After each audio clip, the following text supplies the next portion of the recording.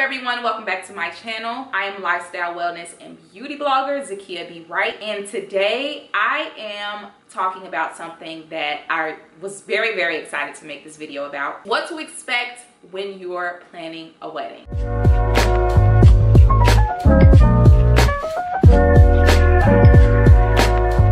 I just got married not too long ago, and there were a few things that I was like, I did not expect this while I was planning the wedding. So I wanted to share some newlywed advice that I can give all of the newly engaged couples. Here are 10 things to expect when you are planning a wedding. So you just got engaged, you're super excited, you're telling everyone that you are newly engaged, and you just want to jump right into it. When I first got engaged, I kind of was the same way, but I think I did take a little bit of time to kind of reflect and just enjoy my happiness, but not too much time. So the first point that I'm trying to make is don't rush to pick a date.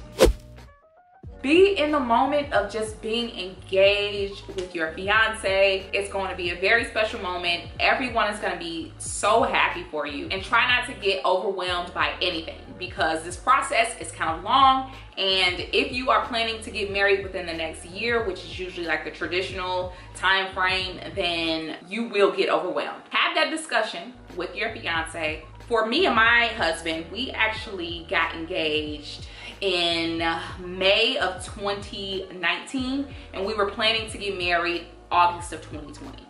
Of course, the year 2020 was unexpected because we had the COVID pandemic, so we did have to reschedule our wedding. Be very patient when you are going through this process. Do not rush into it, because you will get overwhelmed like that.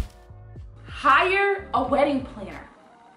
This is something that I regret. You can hire a wedding planner, you can have a wedding committee. I had a wedding committee, but you wanna make sure that your wedding committee is made up of trustworthy people. So my wedding committee was made up of my family members, my mom and my aunts. So I definitely trust them with everything that was going on with my wedding. Even though everything turned out so perfect, I really wish that I had a wedding planner to kind of help, you know, bring my overwhelmness down a little bit, because they literally take care of everything for you, and you just like enjoy the moment and assist them wherever they need assisted.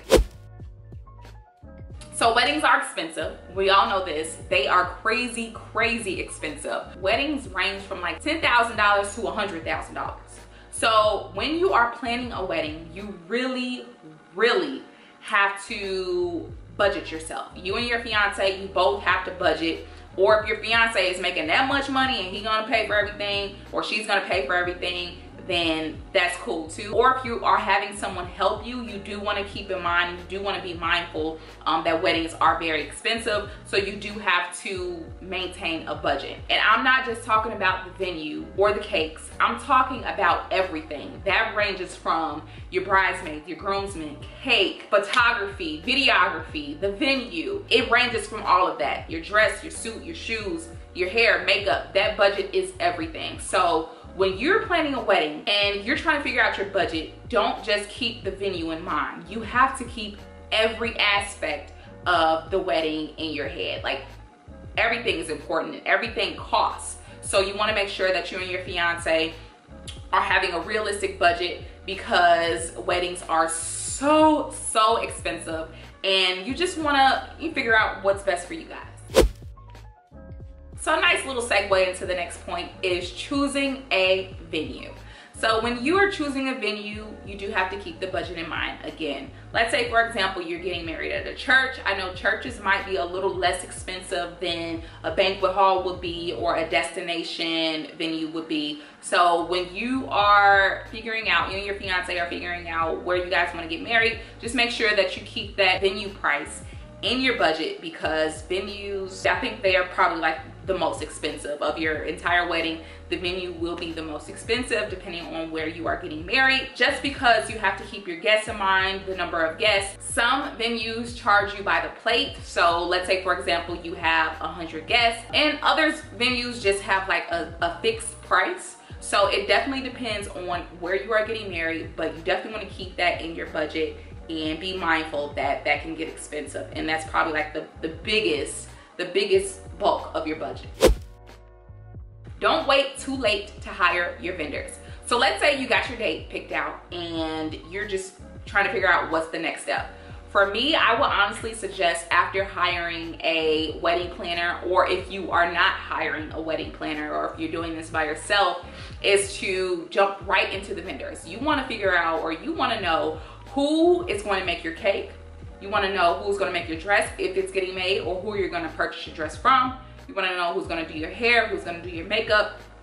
All of the vendors, all of that, the DJ, those are considered the vendors. And you want to make sure that you reach out to those people ASAP, because these people, you have to remember, other people are getting married. You're just not the only one. And with vendors, they get booked fast, especially for weddings, because people are booking their vendors in advance. Some people are booking a year, 2 years in advance. So you want to make sure that you are not waiting 6 months prior to your wedding, 5 months prior to your wedding to book your vendor. As soon as you figure out your date, you want to jump into, okay, who's going to do this, who's going to do this, so you can hire those people right away so they do not get booked and you can secure your date.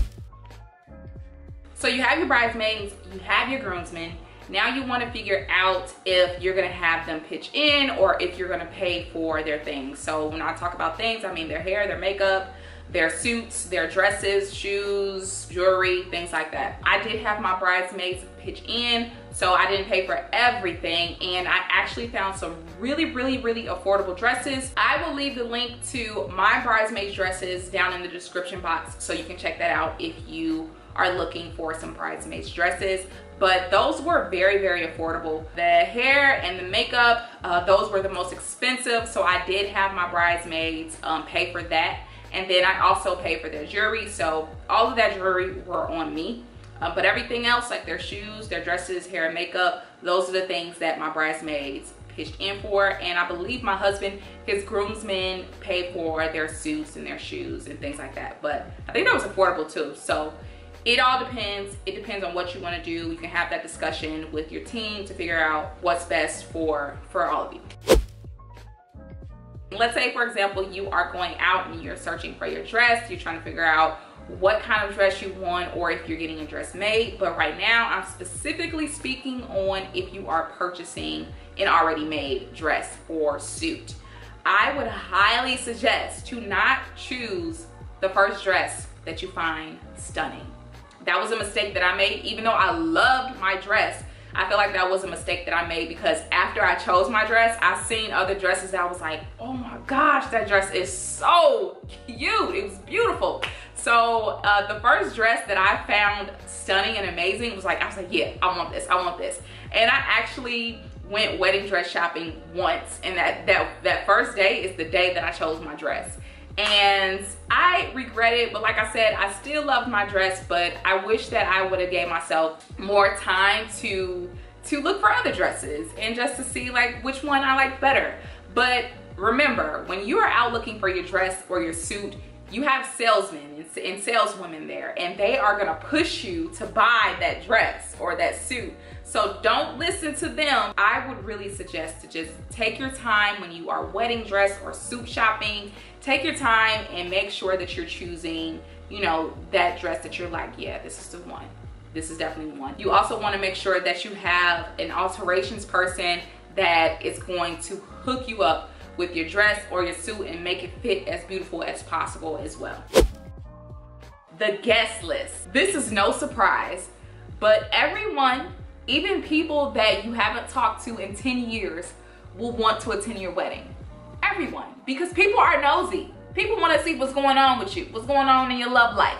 So everyone will want to be a part of this day, but you have to keep in mind that you have a certain budget, unless you out there balling and you don't care how many people you invite. But for me, I did have a certain budget that I had to stick with, me and my husband. So we weren't out inviting people that we were friends with 15, 20 years ago if we're not still friends with them today. That was something that was kind of hard for us, because even though we wanted a lot of people there, we couldn't have everybody there because we, like I said, we were in a budget.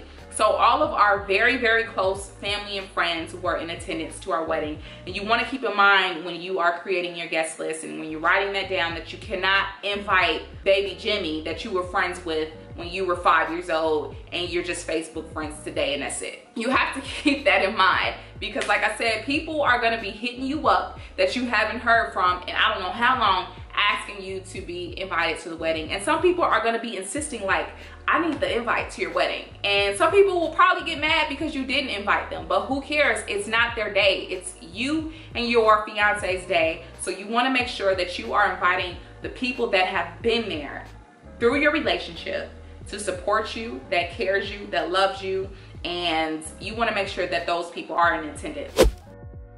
So you can either get your invitations made. I purchased my invitations on Amazon. I will leave the link below. It all depends on you and your fiance, what you guys want to do. But we took the option that was within our budget, which was to purchase our invitations. You want to make sure you're sending your invitations out 4 to 6 months before your wedding so you can give people the heads up like, hey, this is happening. So those were my 10 things of what to expect when you are planning a wedding.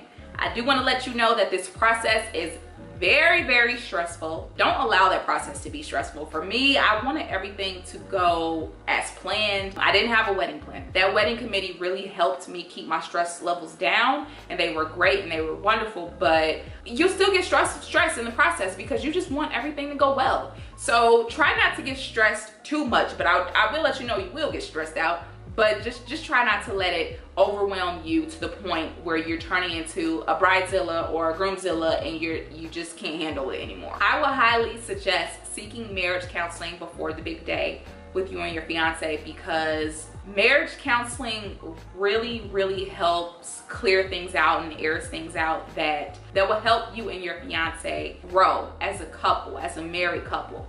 And it helps put things into perspective. And you're kind of like getting to know each other a little bit more than you did when you are going through marriage counseling. And depending on what you guys need to talk about, marriage counseling can be hard and it can either make or break your engagement. So I would highly suggest seeking marriage counseling before getting married because it's something that is needed. Enjoy the entire process. Enjoy the process, live in it because you only get one, maybe, but that's the goal. You just want to have one wedding. This is the biggest day of your life. You are getting married. So you want to make sure that you are really enjoying the moment. It was hard for me sometimes to enjoy the small moments when preparing for the wedding because I was so overwhelmed. And trust me, you don't want to be like that. You really want to enjoy that moment because it is a very special time in your life. If you like this video, make sure you give it a thumbs up. If you want me to do another video going off of my wedding day and how that process was and what to expect on your wedding day, also give this video a thumbs up. Make sure you hit that subscribe button, hit that notification bell so you can catch that ring every time I upload a new video. Thank you so much for watching. I'll see you next time. Bye.